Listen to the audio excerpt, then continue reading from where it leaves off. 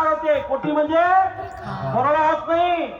एक सतकोटी नावाचा ग्रंथ आहे. सतकोटी भाग 1 भाग 2 ज्याने वाचला तो कीर्तनकार झाल्याशिवाय राहणार नाही. त्याला कीर्तनकार बनवायचा प्रवचन करताना सतकोटी भाग 1 भाग 2 वाचा. काय म्हणजे त्याचं नाव कोटी म्हणजे प्रकार होते. आणि अशा प्रमाणे 33 प्रकारचे देव आहेत. फक्त मंत्रिमंडळ जसं असते ना, गावात ग्रामपंचायत किती लोकांची असते? पुरा गावात असते का ग्रामपंचायत मध्ये? 7 लोक नाही, 11 लोक नाही, 9 लोक. तशाप्रमाणे देवाला देश चालवायचा आहे, जग चालवायचं आहे. त्याचे काय मंत्रिमंडळ आहे 33 लोकांचा. काय 33 लोकांचे नाव दिले कोटी. आणि ते कोणते कोणते तुम्हाला सांगतोय, लक्षात ठेवा नाही का? 33 कोटी काऊन म्हणतात तर 11 12 अधिक अधिक कर. 11 रुद्र अधिक 12 आदित्य अधिक 8 अष्टवसु किती झाले? अधिक किती पाहिजे? 2 अश्विनी किती झाले? 33. या नाव दिला कोटी.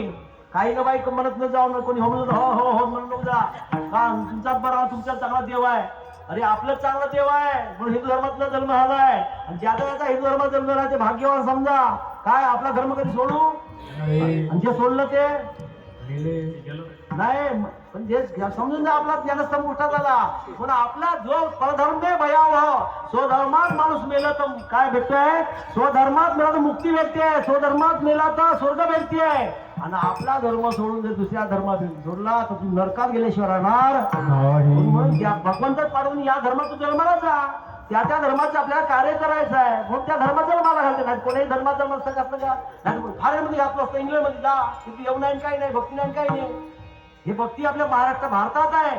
भारत भूमी देवभूमी आहे. महाराष्ट्र भूमी संतांची भूमी आहे. आणि अशी या पवित्र संतांच्या भूमीमध्ये भगवंतांनी काला केला आहे. आणि त्या काला केल्यानंतर महाराष्ट्र देव लोक त्या ठिकाणी आपापल्या विमानात बसून आले होते. आले अमरावती काला.